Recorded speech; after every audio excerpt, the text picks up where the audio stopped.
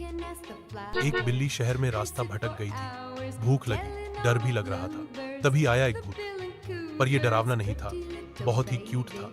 भूत बोला, बिल्ली मैडम, भूख लगी है, ये लो विप ट्रीट।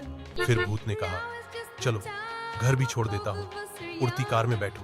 बिल्ली बोली, तू तो बहुत स्वीट भूत है यार, और फिर चैन की नींद सो गई। और तुम, हाँ तुम, अगर तुम भी किसी को खुश देखना चाहते हो तो जल्दी से वीडियो को लाइक करो और चैनल को सब्सक्राइब करना मत भूलो, वरना अगली बार मैं तुम्हारे फ्रिज से मछली उठा लूंगा।